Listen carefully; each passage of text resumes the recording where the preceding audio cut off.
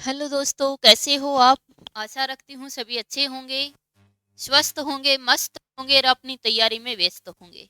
दोस्तों, तैयारी में सभी को व्यस्त रहना है, अपनी तैयारी रेगुलर करनी है और आपकी तैयारी में चार चांद लगाने के लिए ही आज मैं आपके समक्ष उपस्थित हुई हूँ।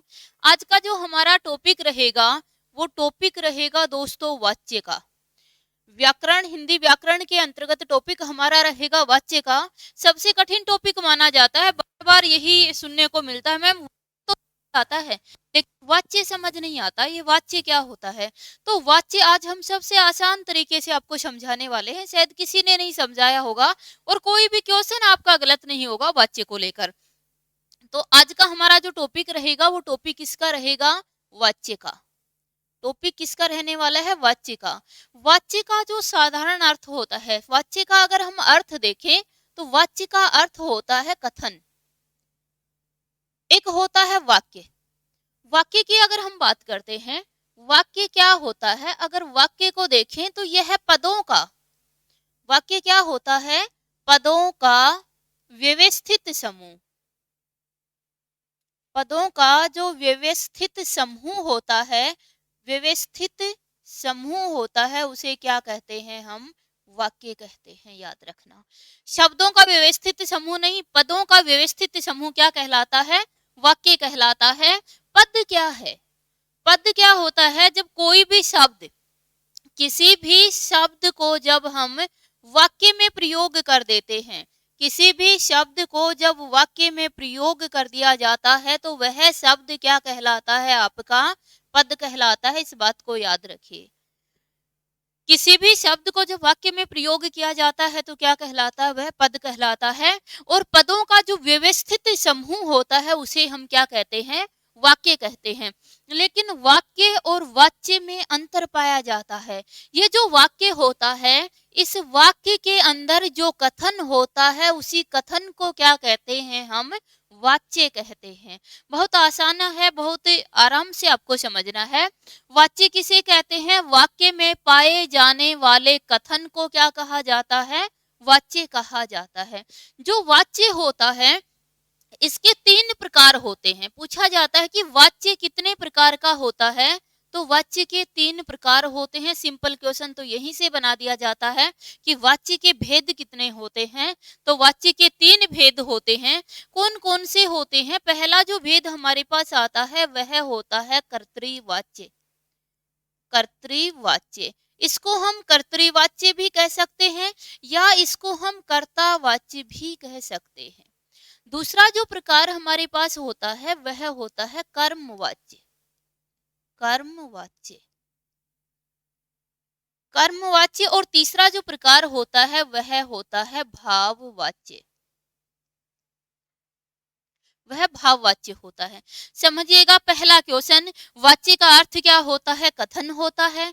दूसरा क्वेश्चन होता है कि वाच्य के कितने भेद होते हैं, तो वाच्य के तीन भेद होते हैं, कर्तृवाच्य, कर्मवाच्य और भाववाच्य। ये तीन भेद पाए जाते हैं किसके? वाच्य के। अब ये जो तीन भेद हैं, ये तीन प्रकार जो हैं, ये क्यों बने हैं? तो देखिए, जो वाच्य होता है, यह वाच्य आपका क्रिया पर निर्भर करता है। किस पर निर्भर करता है? क्रिया पर। यानी वाच्य जो निर्धारित होता है वो किससे निर्धारित होता है? क्रिया से। यह भी क्वेश्चन हमसे पूछ लिया जाता है कि जो वाच्य होता है वो किससे निर्धारित होता है? आपका क्रिया से निर्धारित होता है। वाच्य क्रिया से निर्धारित होता है।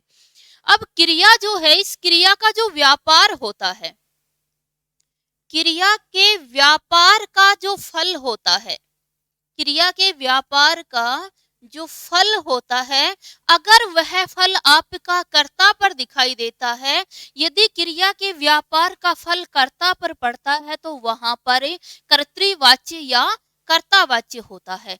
यदि क्रिया के व्यापार का फल कर्म पर होता है तो वहां क्या होता है? कर्मवाच्य होता है। और यदि क्रिया के व्यापार का फल भाव पर पाया जाता है तो वहां पर क्या होता है? भाववाच्य पाया जाता है। ये है हमारी इसकी परिभाषा। अगर हम व्याकरण की दृष्टि से देखें तो कर्तृवाच्य वह वाच्य होता है जिसमें क्रिया के व्यापार का फल कर्ता पर पाया जाता है। कर्मवाच्य वह वाच्य होता है जिसमें क्रिया के व्यापार का फल कर्म पर पाया जाता है, और भाववाच्य वह वाच्य होता है जिसमें क्रिया का फल भाव पर पाया जाता है, भाववाच्य कहलाता है। लेकिन इस प्रकार से इस परिभाषा से हम क्वेश्चन नहीं निकाल पाते हैं। जब हमारी परीक्षा में क्वेश्चन आता है तो हमें पता ही नहीं चलता कि क्रिया का व्यापार क्या है। फिर व्यापार भी अगर जान ले तो ये नहीं पता चलता कि इस व्यापार का फल किस पर जा रहा है।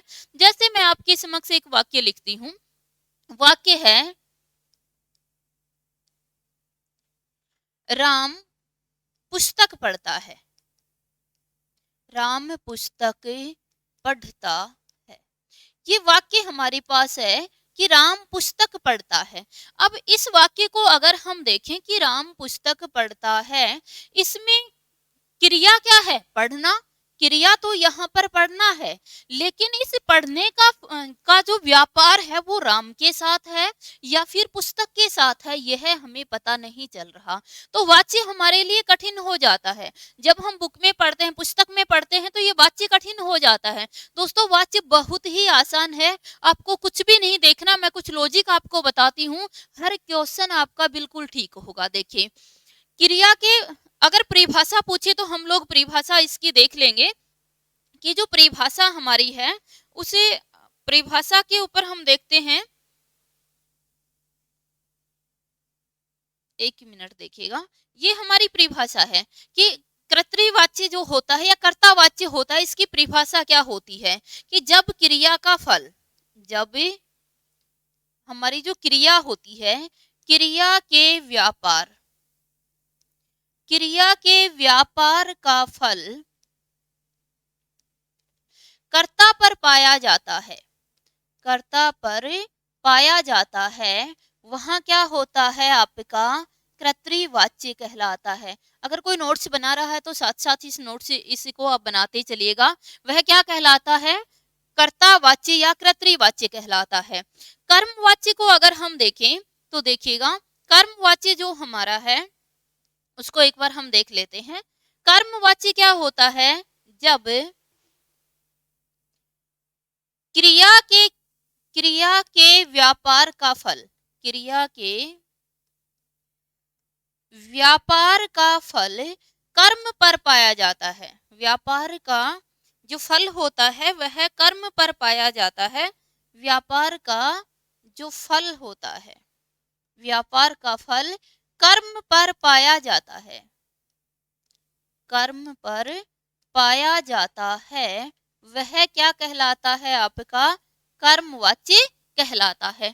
इसी प्रकार से भाववाच्य, भाववाच्य क्या होता है? जब क्रिया के व्यापार का फल कर्म की जगह क्या आ जाएगा? यहाँ पर भाव आ जाएगा। भाव पर पाया जाता है तो क्या कहलाता है? भाववाच्य कहलाता है। इतना सभी को क्लियर है? वाच्य किसे कहते हैं? वाच्य का अर्थ क्या होता है? कथन होता है। किसी भी वाक्य में पाया जाने वाला कथन क्या कहलाता है? वाच्य कहलाता है। वाच्य का निर्धारण किसके आधार पर होता है? तो क्रिया के आधार पर होता है। क्रिया के आधार पर वाच्य कितने प्रकार का होता है? 3 प्रकार का होता है। कौन कौन सा? कर्तृवाच्य होता है, कर्मवाच्य होता है और भाववाच्य होता है। कर्तृवाच्य कहाँ पाया जाता है? जहाँ क्रिया के व्यापार का फल किस पर होता है? कर्ता पर पाया जाता है। कर्मवाच्य कहाँ पाया जाता है? जहाँ क्रिया के व्यापार का फल कर्म पर होता है। और भाववाच्य कहाँ पाया जाता है? जब क्रिया के व्यापार का फल भाव पर पाया जाता है तो क्या कहलाता है? वह भाववाच्य कहलाता है। इतना सभी को क्लियर होगा। अगर नोट्स बना रहे हैं तो आप इसका स्क्रीनशॉट लेकर साथ साथ उसमें लिखते रहें, या इस पर से देखकर भी आप उसमें लिखते रहें। मैं आपको समय दे रही हूँ। इसके बाद हम पढ़ते हैं। देखिए, इसके बाद यदि हम देखें, आगे बढ़ते हैं। सबसे पहले हमारे पास आ रहा है, सबसे पहले हम लेते हैं किसको? कर्मवाच्य को। सबसे पहले हमारे पास वाच्य के प्रकार में क्या आता है? कर्तावाच्य। कर्तावाच्य को एक बार समझ लेते हैं। कर्तावाच्य आता है, या इसको हम क्या कह सकते हैं? कर्तरीवाच्य। कर्तावाच्य या कर्तृवाच्य भी इसको कहा जा सकता है। देखिए क्या होता है, मैं एक वाक्य लिखती हूँ आपके समक्ष। परिभाषा होगी। दूसरी परिभाषा अगर हम देखें, दूसरी पहचान हम देखें कि जब क्रिया का फल, जब क्रिया, जो क्रिया होती इसका फल कैसे देखा जाता है? क्रिया का जो वचन होता है, क्रिया का वचन, लिंग और कारक, क्रिया का वचन, लिंग और कारक जब कर्ता के अनुसार आता है, जब कर्ता के लिंग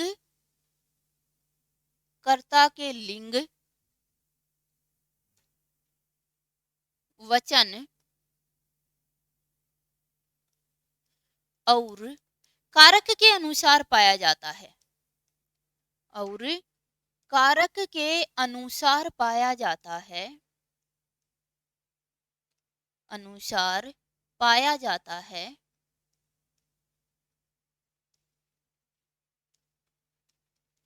पाया जाता है, वह वाक्य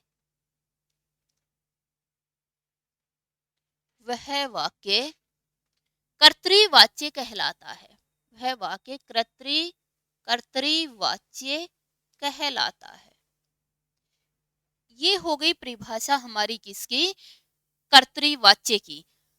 क्रिया का, चाहे ये कहें हम कि क्रिया का फल, क्रिया का के व्यापार का फल कर्ता पर पाया जाता है, या फिर जो क्रिया होती है उसका वचन, लिंग और कारक कर्ता के वचन, लिंग और कारक के अनुसार आता है, तो वहां क्या आता है आपका? कर्तृवाच्य कहलाता है। वहां पर उस वाक्य के अंदर कथन कैसा पाया जाता है? कर्तृ पाया जाता है, कर्तृवाच्य कहलाता है। जैसे हम आपको एक उदाहरण देते हैं, यहाँ पे उदाहरण हमसे लिया जाता है, राम पुस्तक पढ़ता है। इसी से समझिएगा, राम पुस्तक पढ़ता है। देखिए दोस्तों, इसमें राम क्या है हमारा? राम कर्ता है। राम क्या है? कर्ता। पुस्तक यहाँ पर क्या है? कर्म है। और पढ़ता है यहाँ क्या है? आपकी क्रिया। एक बार ध्यान से देखिएगा, सभी ने पहचान लिया, राम यहाँ कर्ता है, पुस्तक यहाँ कर्म है, और पढ़ता है यहाँ क्या है? क्रिया है। देखिए राम की अगर मैं लिंग की बात करती हूँ, तो राम की लिंग क्या है? आपकी पुल्लिंग है। पुस्तक की लिंग क्या है? आपकी पुस्तक की लिंग क्या है? स्त्रीलिंग है। और अगर पढ़ता है देखें, तो पढ़ता है जो क्रिया है इसकी लिंग भी क्या है? पुल्लिंग है। तो ध्यान देना, यहाँ जो क्रिया थी हमारी पढ़ता है, इस क्रिया की जो लिंग है, इस क्रिया की लिंग क्या है? पुल्लिंग। और यहाँ हमारा जो कर्ता है राम, इसकी भी लिंग क्या है? पुल्लिंग। और यहाँ जो कर्म है उसकी लिंग क्या है? स्त्रीलिंग है। यानी कि ये जो क्रिया है, इस क्रिया की लिंग किसके अनुसार आ रही है? कर्ता के अनुसार आ रही है। तो ये जो वाक्य है, इसमें कौन सा वाच्य पाया जाएगा? इसमें पाया जाएगा कर्तृवाच्य, क्योंकि जो क्रिया है इसकी लिंग और इसका जो वचन है ये किसके अनुसार आया है? आपके कर्ता के अनुसार आया है। तो इस वाक्य में क्या हो जाएगा? आपका कर्तृवाच्य हो जाएगा। क्लियर सभी को? इस वाक्य में कौन सा वाच्य हो जाएगा? आपका कर्तृवाच्य हो जाएगा। आगे बढ़ते हैं। देखिए उसके बाद हम एक और उदाहरण लेते हैं। उसके बाद हमारे पास दूसरा प्रकार कौन सा आ जाता है? कर्मवाच्य आ जाता है। अगर हम कर्मवाच्य को देखें, तो यहाँ पर जो क्रिया की लिंग होती है, क्रिया की लिंग, वचन और कारक किसके अनुसार पाया जाता है? कर्म के अनुसार पाया जाता है। देखिए उदाहरण देते हैं, इसी उदाहरण को हम एक बार लिख लेते हैं। हमारे पास है कि राम के द्वारा पुस्तक पढ़ी जाती है। पुस्तक पढ़ी जाती है। पुस्तक पढ़ी जाती है। इस वाक्य को एक बार देखिए आप, कि राम के द्वारा पुस्तक पढ़ी जाती है। देखिए यहाँ पर जो राम है वो क्या है? हमारा कर्ता। राम यहाँ पर क्या है? राम करता है। राम क्या है? यहाँ करता है ना। पुस्तक यहाँ पर क्या है? हमारा कर्म है। और पढ़ी पढ़ी जाती यहाँ पर क्या है, हमारी क्रिया है। देखिए राम जो है, राम की लिंग कौन सी है, राम की लिंग कौन सी है दोस्तों, राम की लिंग क्या है, पुल्लिंग है आपकी, है ना। उसके बाद हम देखें पुस्तक, पुस्तक की लिंग क्या है, हमारी स्त्रीलिंग है। और पढ़ी जाती जो क्रिया है इसकी लिंग भी कौन सी है, स्त्रीलिंग है। अब जो क्रिया हमारी है पढ़ी जाती, इसकी लिंग किसके अनुसार आई है, जैसी लिंग हमारी क्रिया की है वैसी ही लिंग किसकी है, हमारे कर्म की भी है। यानी कि यहाँ जो क्रिया की लिंग आई है वो किसके अनुसार आई है, कर्म के अनुसार आई है, कर्ता के अनुसार नहीं आई, किसके अनुसार आई है, कर्म के अनुसार आई है। तो यहाँ पर कौन सा वाच्य हो जाएगा, हमारा कर्म वाच्य हो जाएगा। दोनों वाच्य सभी को अच्छे से समझ आए, मैं एक बार पुनः रिपीट करती हूँ। देखिए वाच्य के 3 भेद होते हैं, हमने देखा। सबसे पहला जो प्रकार होता है वो होता है कर्तावाच्य। कर्तावाच्य कहाँ पाया जाता है, जहां पर क्रिया की जो लिंग होती है वो किसके अनुसार आए, कर्ता के अनुसार आए। क्रिया की लिंग, वचन, कारक, ये सब हमें देखने होते हैं कि क्रिया की, सिंपल तो हम क्रिया की लिंग ही देख लेते हैं कि क्रिया की लिंग किसके अनुसार आए, कर्ता के अनुसार आए तो कौन सा वाच्य होगा, कर्तृवाच्य होगा। और क्रिया की लिंग अगर किसके अनुसार, कर्म के अनुसार आए तो कौन सा वाच्य होगा, कर्मवाच्य होगा। यहाँ तक सभी को समझ आया। उसके बाद हमारे पास बचता है भाववाच्य। जो तीसरा प्रकार हमारे पास आ जाता है वह आ जाता है दोस्तों, कौन सा, तीसरा प्रकार होता है भाववाच्य। भाववाच्य, देखिए भाववाच्य, भाववाच्य में जो क्रिया की लिंग होती है, वचन होती है, लिंग वचन या कारक, क्रिया का जो लिंग वचन कारक होता है वो किसके अनुसार आता है, भाव के अनुसार आता है। देखिए यहाँ पर भाववाच्य के अंदर ही क्रिया की जो लिंग है वो भाव के अनुसार आई, न तो आपके किसके अनुसार आती है, कर्ता के अनुसार आती है, और ना ही किसके अनुसार आती है, कर्म के अनुसार आती है। किसके अनुसार आती है, भाव के अनुसार आती है। जैसे मैं आपसे लिखती हूँ, इसी वाक्य को यदि हम लिखें कि राम के द्वारा पुस्तक पढ़ी जाती है, इसको अगर हमें भाववाच्य में बनाना है तो हम लिख देते हैं राम से पढ़ी जाती है, पढ़ी जाती है, राम से पढ़ी जाती है। देखिए दोस्तों, आप कहोगे कि मैम आपने इसमें पुस्तक को क्यों नहीं लिया, बस वही तो समझना है हमें। अगर इसमें पुस्तक आ जाती तो यहाँ कर्म आ जाता, पुस्तक आ जाती तो क्या आ जाता, कर्म आ जाता। जबकि जो भाववाच्य होता है उस भाववाच्य में कर्म उपस्थित नहीं होता है, यही पहचान हमें करनी है। देखिए यहाँ राम हमारा क्या था, पुल्लिंग था, कर्ता था और पुल्लिंग था। यहाँ पर पढ़ी जाती है, यहाँ क्या है, हमारी क्रिया है, और कैसी है, स्त्रीलिंग क्रिया है। देखिए यह कर्म यहाँ उपस्थित नहीं है, और क्रिया की जो लिंग है वो हमारे कर्ता के अनुसार नहीं आई है, तो फिर किसके अनुसार आई, भाव के अनुसार आई है। बस हमें यही ध्यान रखना है, सबसे महत्वपूर्ण जानकारी, कि जो भाववाच्य होता है उस भाववाच्य के अंतर्गत कर्म नहीं पाया जाता है, वाक्य में कर्म उपस्थित नहीं होता है। जब वाक्य में कर्म उपस्थित न हो और जो क्रिया होती है उसकी लिंग कर्ता के अनुसार भी न आए तो फिर वो क्या कहलाता है, हमारा भाववाच्य कहलाता है। यहाँ तक सभी को क्लियर है।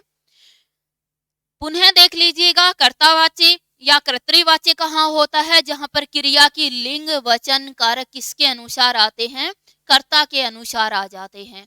कर्मवाच्य कहाँ होता है, जहाँ पर लिंग वचन कारक किसके अनुसार आ जाते हैं, कर्म के अनुसार आ जाते हैं। और भाववाच्य कहाँ होता है, जहाँ पर जिन वाक्यों में कर्म उपस्थित नहीं होता है और क्रिया की जो लिंग है वो कर्ता के अनुसार भी नहीं पाई जाती है, क्या कहलाता है, भाववाच्य। यहाँ तक सभी को अच्छे से समझ आया होगा। चलिए अब हम अगले पेज पर चलते हैं। अगले पेज पर चलते हैं, ये सभी की कुछ उदाहरण मैं आपको देती हूँ। जैसे मैंने आपको उदाहरण दिया कि राम पत्र पढ़ता है, राम पत्र पढ़ता है। एक वाक्य हमारे पास आ गया, राम पत्र पढ़ता है। बताइए इसमें कौन सा वाच्य है, कर्तावाच्य है, कर्मवाच्य है या फिर भाववाच्य है। तो एक प्रॉब्लम आपके समक्ष आई होगी, समस्या आई होगी कि मैम यहाँ पर जो राम है ये क्या है, हमारा कर्ता। राम यहाँ पर क्या है, राम यहाँ पर हमारा क्या है, कर्ता है ना। पत्र यहाँ पर क्या है, हमारा कर्म है। और पढ़ता है यहाँ पर क्या है, हमारी क्रिया है। पढ़ता है क्या है, क्रिया। इतना सभी ने पता लगा लिया, पढ़ता है यहाँ क्या है, क्रिया है। अब देखिएगा इनकी लिंग देख लेते हैं हम, है ना, कि किसकी लिंग कैसी है। तो देखिए ये जो हमारा कर्ता है, इस कर्ता की अगर हम लिंग देखें राम की लिंग कैसी है, हमारी पुल्लिंग है। अगर पत्र की लिंग को भी हम देखते हैं तो पत्र की लिंग भी क्या है, हमारी पुल्लिंग है। और पढ़ता है क्रिया की लिंग को अगर देखें तो क्रिया की लिंग भी कैसी है दोस्तों, पुल्लिंग ही है। अब हमें समस्या आ जाती है कि मैम इसमें जो क्रिया है, इस क्रिया की लिंग किसके अनुसार आई, राम के अनुसार आई है या पत्र के अनुसार आई है, ये हम पता नहीं लगा पा रहे हैं। इस प्रकार के जब वाक्य आते हैं तो फिर से हमें समस्या बन जाती है और हम पेपर में वाक्य को पढ़कर समझ नहीं पाते हैं कि हमारा आंसर क्या होगा। दोस्तों इन सभी कुछ भी आपको याद नहीं रखना, इन सबको तुम भूल जाइएगा। और एक बात हमेशा याद रखिएगा, वाक्य के 3 प्रकार अभी अभी हमने देखे थे कि वाच्य जो होता है उसके 3 प्रकार होते हैं। सबसे पहले कौन सा होता है, कर्ता होता है। दूसरा कौन सा होता है, कर्मवाच्य होता है। और तीसरा कौन सा होता है, हमारा भाववाच्य होता है। एक बार जो मैं बता रही हूँ उस जानकारी को ग्रहण कीजिए, कभी भी क्वेश्चन आपका गलत नहीं होगा। देखिए जहाँ कर्ता होता है वहां पर हमने देखा कि क्रिया की जो लिंग होती है वो किसके अनुसार होती है, कर्ता के अनुसार होती है। लेकिन हमें लिंग का ही पता ना चले कि कर्म के अनुसार है या कर्म के अनुसार, तुम कैसे पहचानेंगे कि वह जो वाच्य है वो क्या है, आपका कर्तरी वाच्य है, या वह जो वाच्य है वो क्या है, आपका कर्म वाच्य। हम नहीं पहचान पाएंगे। तो आपको एक सिंपल सी पहचान देती हूँ कि जहां पर वाक्य के अंदर, याद रखना, जहां पर वाक्य में से या के द्वारा नहीं पाया जाता है, जहां वाक्य में से या के द्वारा नहीं पाया जाता है, वह उस वाक्य के अंदर कौन सा वाच्य होता है, कर्ता वाच्य होता है या कर्तृ वाच्य होता है। जिस भी वाक्य के अंदर से या के द्वारा नहीं पाया जाता है, वह उस वाक्य के अंदर हमारा कर्ता वाच्य होता है या कर्तृ वाच्य होता है। क्लियर सभी को। जैसे आप इसको देख रहे हो, राम पत्र पढ़ता है, हमें किसी भी झंझट में नहीं पड़ना है, किसी भी समस्या में नहीं पड़ना कि कौन सी लिंग किसके अनुसार आई है। हमें पेपर जो है वो हमारे पेपर के अंदर ऑप्शन टाइप क्वेश्चन हमारे आते हैं, हमें चुनना होता है कि इसमें कौन सा, हमें देगा कि राम पत्र पढ़ता है, इसमें कौन सा वाच्य है, कौन सा वाच्य है, ये जानने के लिए हम देखेंगे कि ये जो हमारे पास वाक्य है, क्या इस वाक्य के अंदर से या के द्वारा आया है। अगर ऐसा नहीं आया है तो फिर ये वाक्य कौन सा है, हमारा ये वाक्य कर्ता वाच्य है। सभी को क्लियर। कुछ भी हमें ध्यान नहीं रखना कि हमारी बुक में, पुस्तक में क्या लिखा हुआ है, व्याकरण के नियम क्या है, हमें कुछ नहीं याद रखना। बस एक बात याद रखनी है कि जो अगर वाक्य के अंदर से या के द्वारा नहीं आए हुए हैं तो फिर वह वाच्य कैसा होगा, आपका कर्ता वाच्य होगा या कर्तृ वाच्य होगा। उसके बाद देखिएगा कर्मवाच्य। कर्मवाच्य कौन सा वाच्य होता है कि जहां पर वाक्य के अंदर से या के द्वारा, या तो से होगा या फिर के द्वारा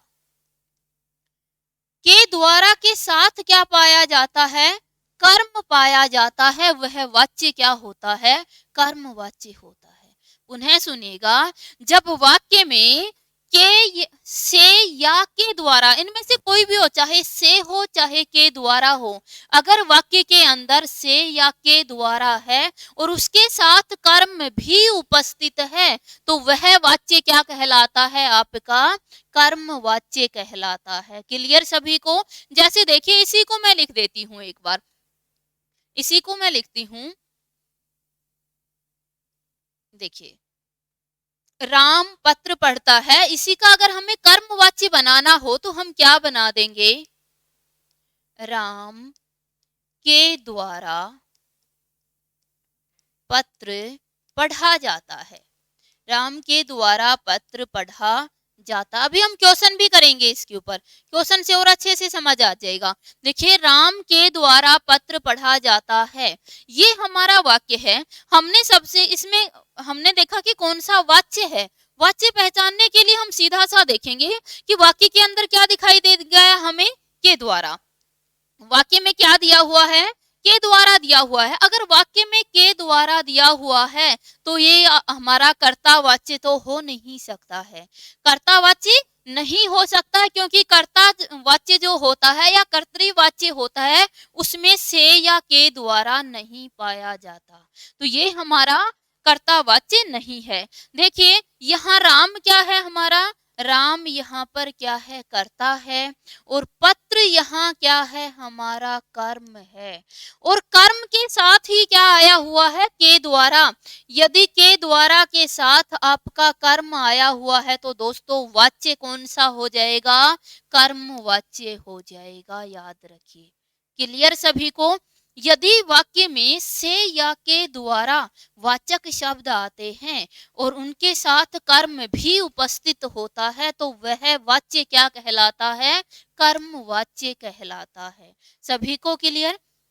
तीसरा जो हमारा होता है वह कौन सा होता है, भाववाच्य होता है।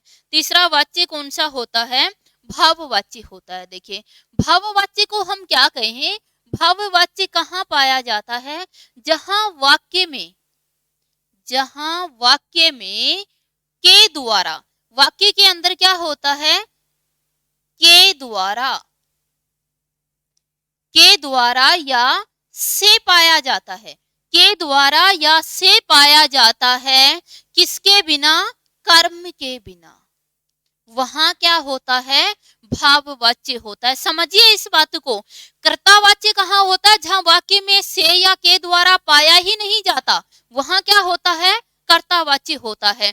जब वाक्य में से या के द्वारा के साथ कर्म आ जाता है तो कौन सा होता है, वहां पर कर्मवाच्य होता है। लेकिन जब वाक्य में से या के द्वारा विदाउट, बिना कर्म के आता है तो फिर वो क्या कहलाता है, हमारा भाववाच्य कहलाता है। ये सटीक सी जानकारी आपके समक्ष रखी है वाच्य को पहचानने की।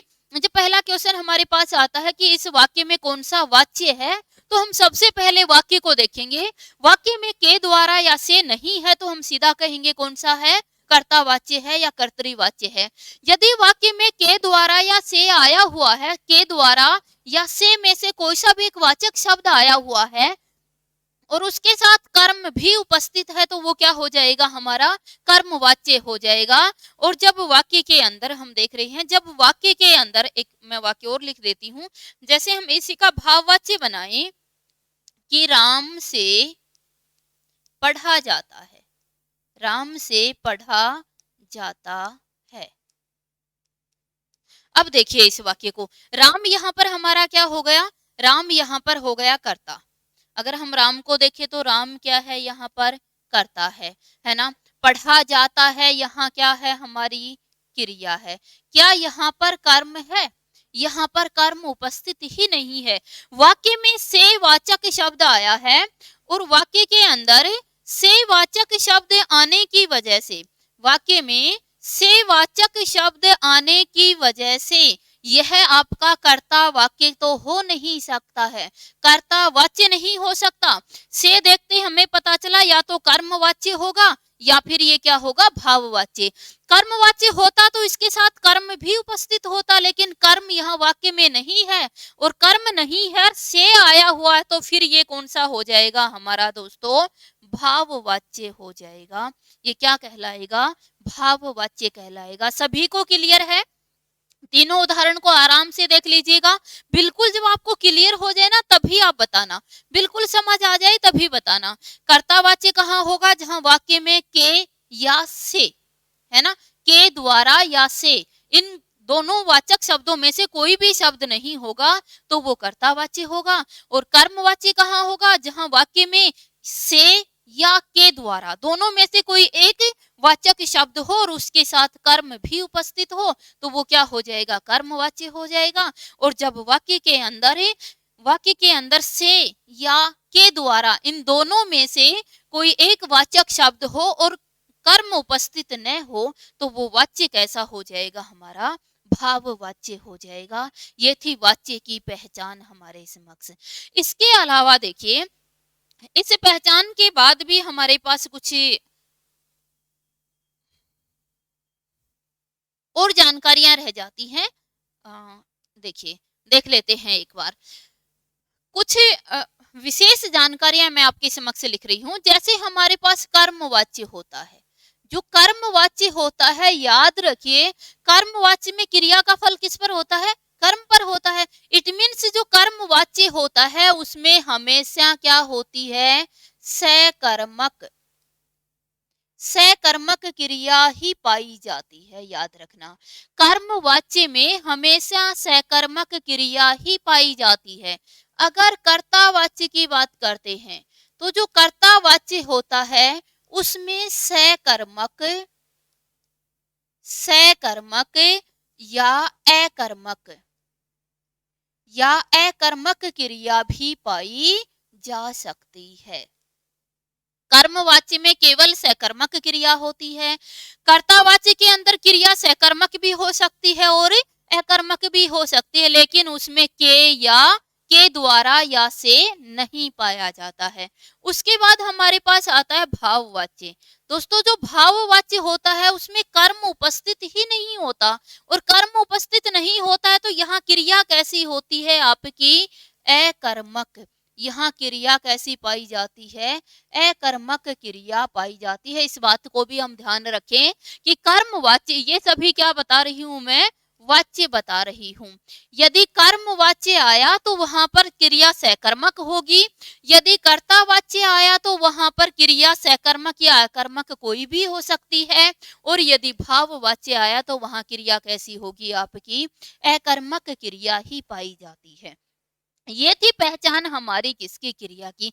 हम फिर आपकी तरफ से कुछ आपके मस्तिष्क में आया होगा, मैम हम कुछ पुस्तक पढ़ते हैं और उन पुस्तकों में नहीं दिया हुआ होता है कि नहीं वाले जो वाक्य होते हैं ना वो हमेशा क्या होते हैं? आपके भाववाच्य होते हैं, या वो हमेशा क्या होते हैं? कर्मवाच्य होते हैं। ऐसी कुछ जानकारी दी हुई होती है कि जो नहीं शब्द होता है उसका प्रयोग भाववाच्य में किया जाता है या कर्मवाच्य में किया जाता है। तो दोस्तों बता देती हूँ, ऐसी कोई पहचान नहीं है। नहीं का जो प्रयोग है ये आपके कर्तावाच्य में भी हो सकता है, कर्मवाच्य में भी हो सकता है और भाववाच्य में भी किया जा सकता है। नहीं का प्रयोग कहीं पर भी किया जा सकता है। नहीं की कोई विशेष पहचान यहाँ नहीं होती है।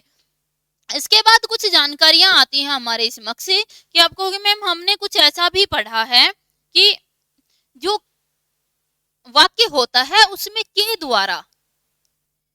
द्वारा जो वाचक शब्द होता है ये किसमें पाया जाता है? कर्मवाच्य में पाया जाता है।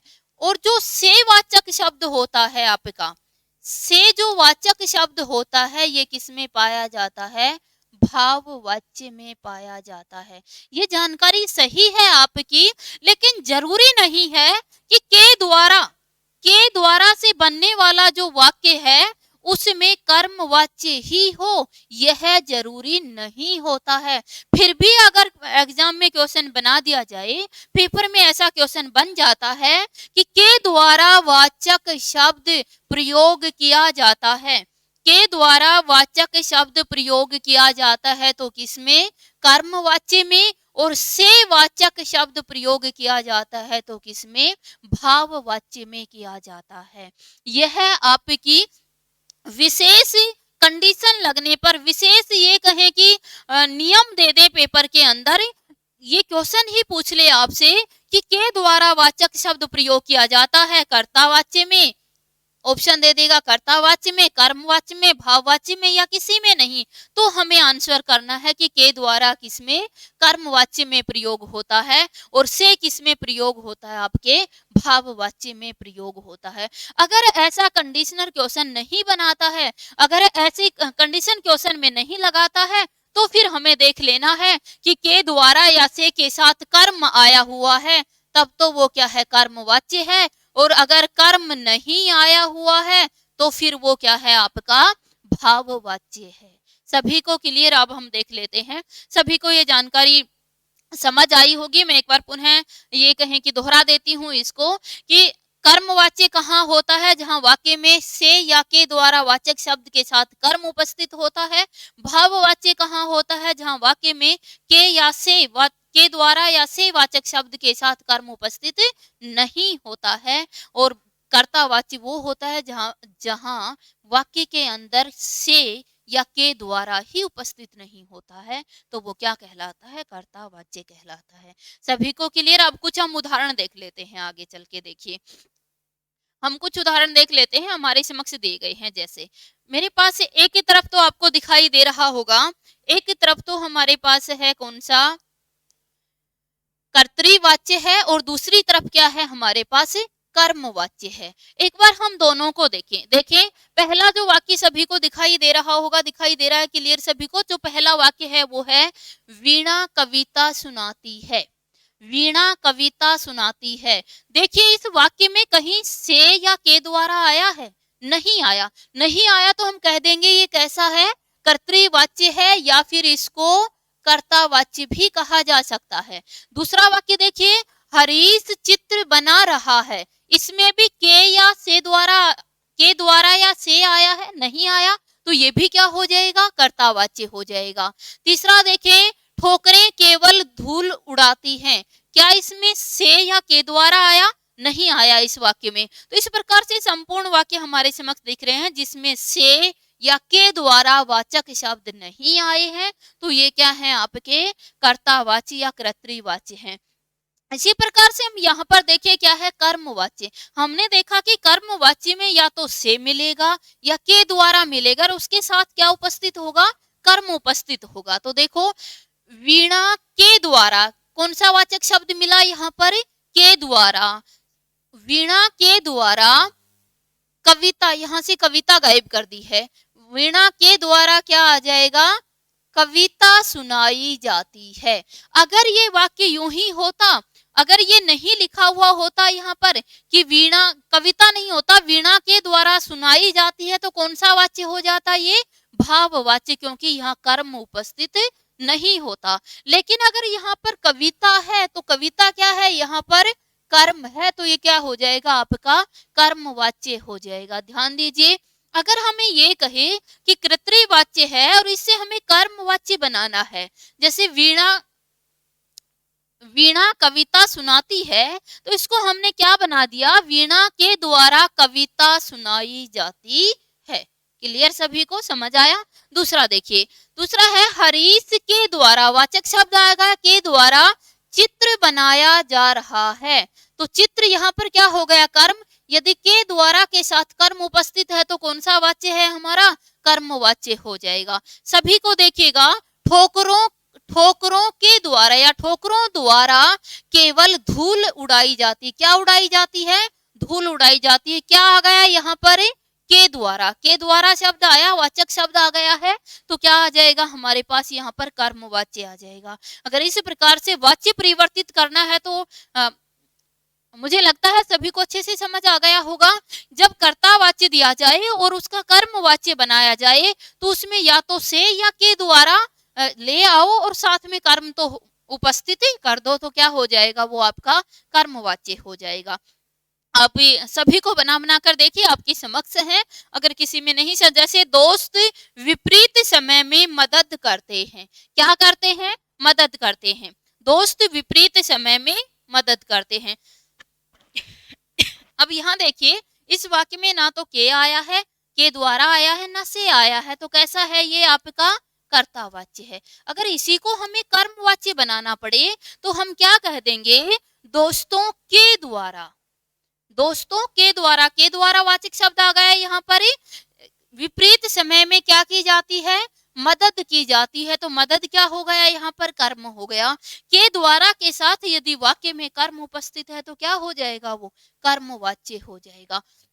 जितनी मर्जी आपके पास जो भी पुस्तक आप प्रैक्टिस कीजिए उसमें अच्छे से, ये लॉजिक, ये मैं ये कहूं कि लॉजिक ऐसा है जिससे कोई भी क्वेश्चन आपका इससे गलत हो ही नहीं सकता। बस हमें ये देखना है कि वाक्य में से या के द्वारा है या नहीं है तो वो कर्म के साथ है या कर्म के बिना है। अगर कर्म के साथ है तो कर्मवाच्य कह दो, कर्म के बिना है तो भाववाच्य कह दो, और जब है ही नहीं तो क्या कह दो, कर्तावाच्य कह दो। चलिए आगे बढ़ते हैं और आगे थोड़ा हम बढ़ते हैं। तो ये सभी परिवर्तन कर लेंगे। अगर कर्तृवाच्य से कर्मवाच्य करवाना है तो उसके अंदर हम क्या ले आए, से या के द्वारा ले आओ वाक्य में और कर्म उपस्थित कर दो, क्या हो जाएगा, कर्मवाच्य। देखिए अब हमारे पास आया है कर्मवाच्य से क्या बनाना, भाववाच्य। कर्मवाच्य से कर्तृवाच्य बनाना। जब हम कर्तृवाच्य से कर्मवाच्य बना सकते हैं तो कर्मवाच्य से कर्तृवाच्य भी बना सकते हैं। देखिए हमारे पास दिया गया है, देखो किसानों द्वारा या किसानों के यहाँ अनुपस्थित है तो भी वही बात है कि के का भाव यहाँ है। किसानों के द्वारा खेत में पानी दिया जाता है।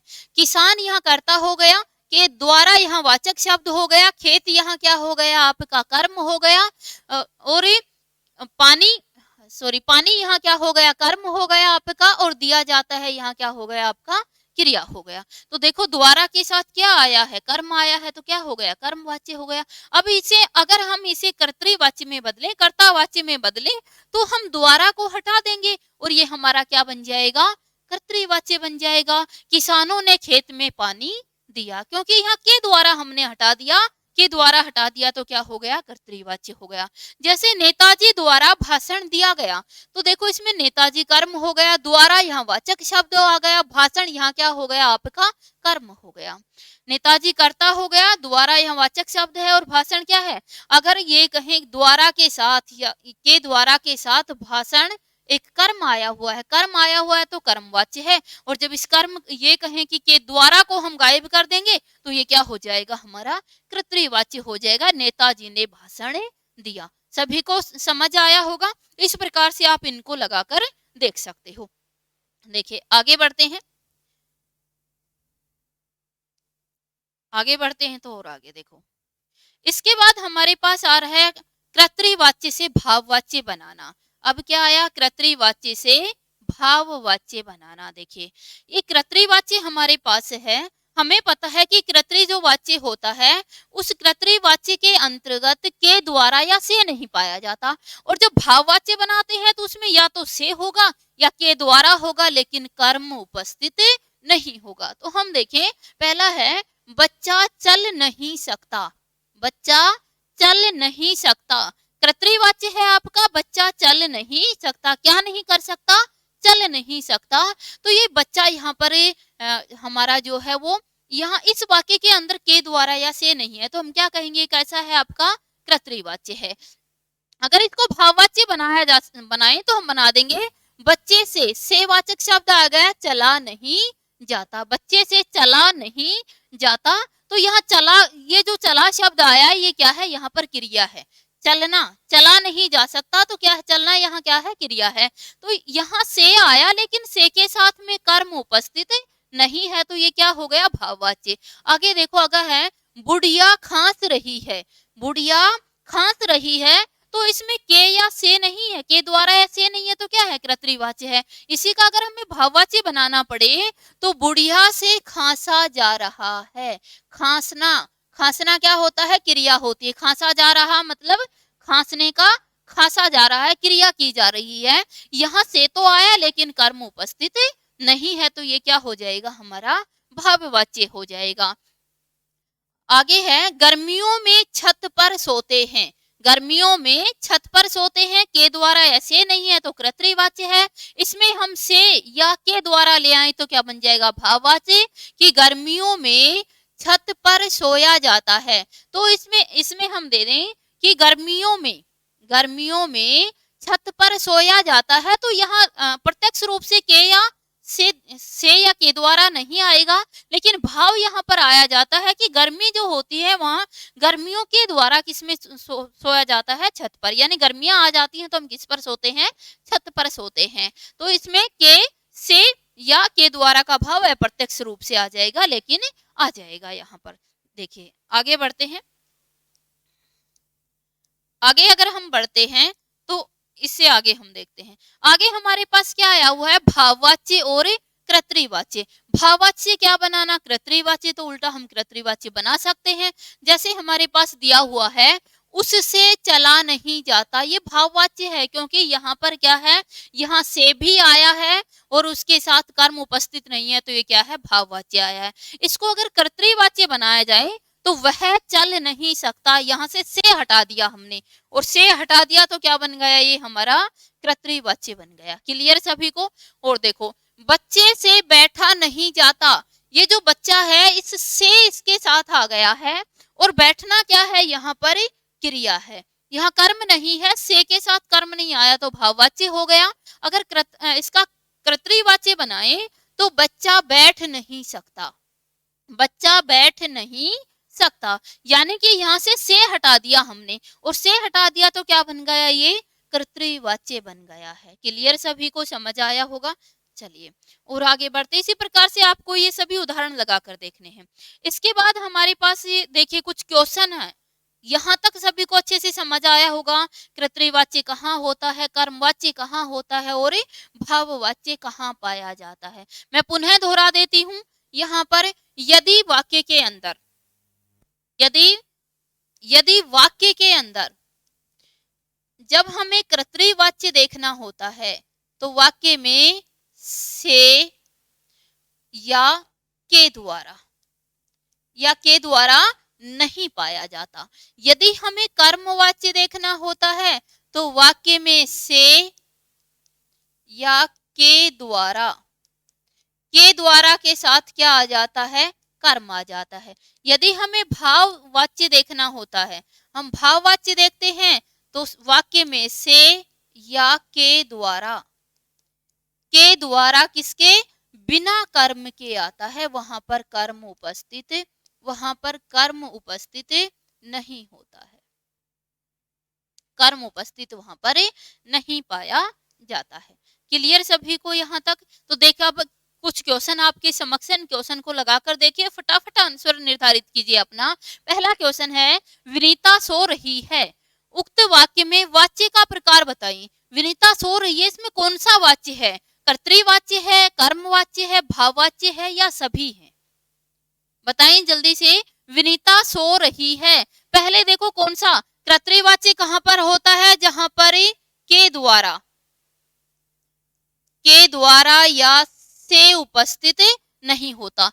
तो इस वाक्य में कहीं के द्वारा या से दिखाई दे रहा है आपको, नहीं दे रहा ना, तो ये वाच्य कौन सा हो जाएगा आपका, कर्तृवाच्य। कर्तृवाच्य या कर्तावाच्य वह है जहां पर के द्वारा या से नहीं है। तो हमने देखा पहले ही वाक्य के अंदर, न तो के द्वारा है ना से है, तो फिर क्या हो जाएगा, ये कर्तृवाच्य हो जाएगा। क्लियर। आगे देखें, नेक्स्ट क्वेश्चन हमारा है कि लड़की ने पुस्तक पढ़ी, इस वाक्य में वाच्य का कौन सा प्रकार है, कर्तृवाच्य है, कर्मवाच्य है, भाववाच्य है या कोई नहीं है। तो बताइए, लड़की ने पुस्तक पढ़ी, हम वही देखेंगे। ये जो हमारा वाच्य है, क्या इस वाक्य के अंदर के द्वारा या से उपस्थित है, नहीं है, नहीं है, तो हमारा आंसर क्या हो जाएगा, कर्तृवाच्य हो जाएगा। आगे देखें, नेक्स्ट जो हमारा क्वेश्चन है, अगला क्वेश्चन हमारा है,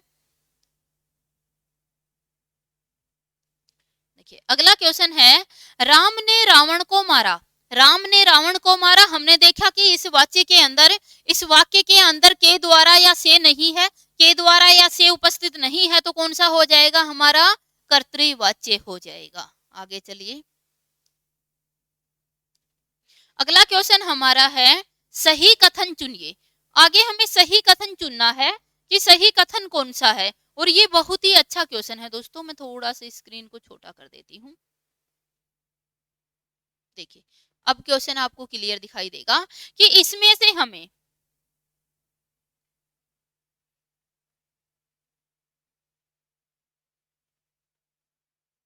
हमें सही कथन चुनना है कि बताइए सही कथन कौन सा है।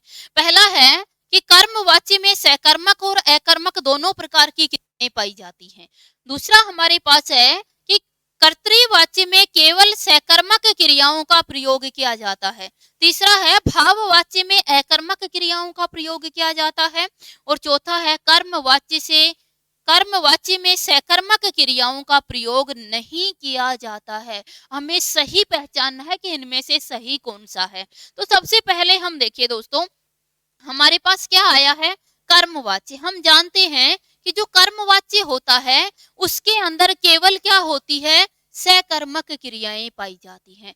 कर्मवाच्य में केवल सकर्मक क्रियाएं पाई जाती हैं, अकर्मक क्रिया नहीं होती हैं। तो ये हमारा गलत हो गया। दूसरा है कर्तृवाच्य में केवल सकर्मक क्रियाओं का प्रयोग होता है, तो ये भी गलत है। जो कर्तृवाच्य होता है उसमें सकर्मक भी होती हैं और क्या होती हैं, अकर्मक क्रियाएं भी पाई जाती हैं। तो ये भी हमारा गलत हो गया। दूसरा है भाववाच्य में अकर्मक क्रियाओं का प्रयोग किया जाता है, बिल्कुल सही है। जो भाववाच्य होते हैं उसमें केवल अकर्मक क्रियाओं का प्रयोग किया जाता है, उसमें सकर्मक क्रियाओं का प्रयोग नहीं किया जाता है। उसके बाद है कर्मवाच्य में सकर्मक क्रियाओं का प्रयोग नहीं किया जाता, तो ये भी गलत हो जाएगा कि जो कर्मवाच्य होता है उसमें सकर्मक भी और अकर्मक भी दोनों का प्रयोग, कर्मवाच्य होता है उसमें सकर्मक का भी प्रयोग किया जाता है और कर्मवाच्य होता है उसमें सकर्मक क्रियाओं का प्रयोग तो किया ही जाता है, इसमें कहा नहीं किया जाता, इसलिए ये हमारा गलत हो गया। तो हमारा सही आंसर क्या हो जाएगा, स हो जाएगा। चलिए अगला क्वेश्चन हम एक बार देख लेते हैं। आगे हमारे पास क्वेश्चन है कि लड़के पौधे लगा रहे हैं, लड़के पौधे लगा रहे हैं, कौन सा वाच्य है, देखते ही पहचान जाओगे, आराम से समय बचेगा। यहाँ पर आपको कुछ भी नहीं देखना, किसकी लिंग है, किसका वचन है, किसका कारक है, किससे व्यापार का फल पड़ रहा है, कुछ नहीं देखना। हमें क्लियर देखना है, क्या देखना है कि लड़के पौधे लगा रहे हैं। ये जो वाक्य है इसमें ना तो के द्वारा है ना से है, अगर दोनों उपस्थित नहीं है तो हमारा आंसर क्या हो जाएगा, कर्तृवाच्य हो जाएगा। चलिए अगला क्वेश्चन हम देख लेते हैं। रमेश के द्वारा पत्र लिखा जाता है, इसमें इस वाक्य में कौन सा वाच्य है, किस प्रकार का वाच्य है। तो हमने देखा, हमने देखते ही पहचान लिया के द्वारा आया हुआ है। के द्वारा है तो कर्तृवाच्य तो हमारा है नहीं, या तो क्या होगा वो कर्मवाच्य होगा या फिर क्या होगा भाववाच्य। यह देखने के लिए के द्वारा के साथ पत्र आया है और पत्र यहाँ पर क्या है, कर्म, और जब के द्वारा के साथ कर्म आ जाए तो हमारा क्या हो जाएगा, कर्मवाच्य हमारा आंसर हो जाएगा। चलिए और आगे बढ़ते हैं। अगला क्वेश्चन है लड़कियों द्वारा मंगल गीत गाया जाता है, लड़कियों द्वारा क्या गाया जाता है, गीत गाया जा रहा है। तो यहाँ के द्वारा भी हमारे पास आया है, लड़कियों के द्वारा कह दो या द्वारा कह दो, तो यहाँ के द्वारा भी आया है और गीत यहाँ पर कर्म भी आया है, तो क्या हो जाएगा, कर्मवाच्य हो जाएगा। आगे चलिए अगला क्वेश्चन हमारे पास है कविता के द्वारा दूध नहीं पिया जा रहा है। कविता के द्वारा हमारे पास यहाँ पर वाचक शब्द आया और के द्वारा के साथ दूध क्या है, हमारा कर्म उपस्थित है, तो कैसा वाच्य हो गया, हमारा कर्मवाच्य हो गया। मुझे पता है आप सभी भी आराम से इनको कर लेंगे। चलिए आगे बढ़ते हैं। अगला क्वेश्चन है रवीना के द्वारा चित्र बनाया जाता है। यहाँ पर हम देख रहे हैं के द्वारा भी आ गया और चित्र कर्म भी उपस्थित हो गया। चित्र क्या है, यहाँ पर कर्म, जब के द्वारा के साथ कर्म आया तो क्या हो जाएगा, कर्मवाच्य हो जाएगा। अगला क्वेश्चन हमारे पास है कि राम से खाना नहीं खाया जाता। राम से, देखो यहाँ पर से भी आ गया है, यहाँ पर हमारा से भी आ गया है और से के साथ क्या आ गया, कर्म भी आ गया है, तो क्या हो जाएगा, यहाँ पर कर्मवाच्य हो जाएगा। आगे देखिए अगला क्वेश्चन है सुरेश नाटक खेलता है। सुरेश नाटक खेलता है, वाक्य का कर्मवाच्य रूप कौन सा होगा, इसका कर्मवाच्य बनाओ, किसका कर्मवाच्य कौन सा होगा, ये हमसे पूछा गया। एक बार देख लेते हैं, इसे नीचे वाक्य में वाच्य बताएं। ठीक है, क्वेश्चन है सुरेश नाटक खेलता है, वाक्य का कर्मवाच्य बनाना। ये हमें पता है कि सुरेश नाटक खेल रहा है, तो इसके अंदर के द्वारा या से नहीं है, के द्वारा से नहीं है, तो ये क्या है आपका कर्तृवाच्य है। और इस कर्तृवाच्य से क्या बनाना, हमें कर्मवाच्य बनाना है तो इसके अंदर हम क्या ले दें, या तो से या के द्वारा उपस्थित कर दें तो क्या हो जाएगा। और अगर ऑप्शन ऐसा मिले जिसमें से भी हो और के द्वारा भी हो, अगर दोनों हो तो हम के द्वारा को आंसर चुन देंगे। देखें पहला ऑप्शन है सुरेश से नाटक खेला जाएगा, सुरेश से नाटक खेला जाएगा। दूसरा है सुरेश के द्वारा नाटक खेला गया। तीसरा है सुरेश नाटक खेलेगा। चौथा है सुरेश द्वारा नाटक नहीं खेला जाता है। दोस्तों याद रखो, अब आपके समक्ष देखो इसमें तो के द्वारा या से है ही नहीं, अगर नहीं है तो इसको तो हम कह देंगे तो हमारा आंसर नहीं है, क्योंकि कर्मवाची में हमें या तो से लेके आना है या के द्वारा लेके आना है। बहुत अच्छा क्वेश्चन है। फिर हम देखें इसमें भी से आया है, इसमें के द्वारा आया है, इसमें भी द्वारा आया है, तो हम इसमें से कौन सा आंसर चुने। तो हमें हमेशा याद रखना है दोस्तों कि ये जो वाक्य है, जिस काल के अंदर वाक्य है, वाच्य हमारा है, उसका परिवर्तन करते समय हमें उसी काल को चुनना पड़ेगा, हम काल परिवर्तित नहीं कर सकते हैं। देखो यहाँ खेलता है, ता है वर्तमान काल आया है, तो हमें ता है ही चुनना पड़ेगा, वर्तमान काल का ही आंसर लेना पड़ेगा। ऐसा नहीं है कि सुरेश के द्वारा नाटक खेला गया यानी कि हम इसका काल परिवर्तित कर दें, ऐसा आंसर हमें नहीं ले सकते हैं। इसमें खेला जाएगा तो इसमें भी काल परिवर्तित हो गया, तो हम ये भी आंसर नहीं ले सकते। जिस काल में हमें वाच्य दिया गया है उसका परिवर्तन रूप हमें उसी काल में देना होगा, तो हमारा आंसर क्या हो जाएगा, सुरेश द्वारा नाटक नहीं खेला जाता है। चलिए आगे देखते हैं। अगला क्वेश्चन हमारा है ताजमहल शाहजहां ने बनवाया था।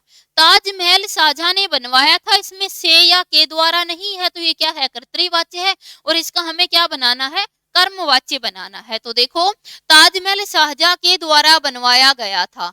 देखो बनवाया गया था, यहाँ पर कौन सा काल है हमारे पास, यहाँ पर था का काल है, तो हमें आंसर भी किस में लिया जाएगा, था में ही लिया जाएगा। के द्वारा लगा दें या से लगा दें और उसके साथ काल परिवर्तित न हो। दूसरा है कि ताजमहल शाहजहां द्वारा बनवाया जाएगा, तो काल परिवर्तित हो गया, इसलिए हमारा आंसर नहीं होगा। ताजमहल शाहजहां से बनवाया जाता है, तो देखो ये था में था, ये है में आ गया, तो ये भी गलत हो जाएगा। ताजमहल शाहजहां बनवाएगा, तो इसमें से या के द्वारा नहीं है, तो ये हमारा आंसर वैसे नहीं हो सकता, तो आंसर क्या हो जाएगा हमारा, ताजमहल शाहजहां के द्वारा बनवाया गया था। चलिए आशा रखती हूँ सभी को अच्छे से समझ आ रहे होंगे। अगला क्वेश्चन देख लेते हैं, और आज का ये हमारा अंतिम क्वेश्चन है कि सचिन क्रिकेट खेलता है, वाक्य का कर्मवाच्य बताइए। सचिन क्रिकेट खेलता है, इस वाक्य का कर्मवाच्य हमें बनाना है। तो हम देखिए इसमें खेलता है, इसी काल के अंदर हम इसका आंसर लेंगे, इसी काल में आ जाए, के द्वारा या से इसमें उपस्थित हो जाए। तो पहला सचिन से क्रिकेट खेला जाता है, ठीक है। अगला देखिए सचिन क्रिकेट खेलेगा, इसमें के द्वारा है, से नहीं है, तो आंसर नहीं है। सचिन के द्वारा क्रिकेट खेला जाता है। अगर मैंने कहा दोनों सिचुएशन हमारे पास आ जाए, यदि दोनों कंडीशन हमारे पास लगा दे कि से भी आ जाए और के द्वारा भी आ जाए, तो हमेशा जो कर्मवाच्य होता है उसमें हम क्या लेते हैं, के द्वारा लेते हैं, और भाव जो वाच्य होता है उसमें हम क्या लेते हैं, से लेते हैं। अगर इस प्रकार का क्वेश्चन बना दिया जाए तो फिर हमें देखना होगा सचिन क्रिकेट नहीं खेलता है, इसमें तो से या के द्वारा नहीं आया, तो ये हमारा आंसर नहीं हो सकता है। अब हमें बनाना क्या है, कर्मवाच्य बनाना है, तो या तो से लेंगे या फिर क्या लेंगे, हम के द्वारा लेंगे। यहाँ दोनों ही ऑप्शन हमारे पास है, सचिन से क्रिकेट खेला जाता है और सचिन के द्वारा क्रिकेट खेला जाता है, दोनों एक ही काल के अंदर हैं। जब कर्मवाच्य पूछ रहा है तो हम किसको महत्वपूर्ण स्थान देंगे, के द्वारा को देंगे, और हमारा आंसर हो जाएगा सचिन के द्वारा क्रिकेट खेला जाता है। सभी को अच्छे से समझ आया होगा, आप प्रैक्टिस कीजिए। बाकी जैसे ही टेस्ट होता है तो टेस्ट में और भी क्वेश्चन इससे संबंधित आपको मिल जाएंगे, लेकिन ये हमारा वाच्य का टॉपिक, ये सभी को अच्छे से समझ आया होगा। हमें से बताएं, मेरी व्हाट्सएप नंबर है 94,670,75,600। इस नंबर पर अगर आपको कुछ भी इसमें नहीं समझ आया और कोई भी डाउट आपका है, कोई भी संदेह आपको है, तो मेरे ये व्हाट्सएप नंबर है, इस नंबर पर आप व्हाट्सएप कर सकते हैं। उसका आंसर जैसे ही आपको समय मिलेगा आपके पास आंसर पहुंच जाएगा।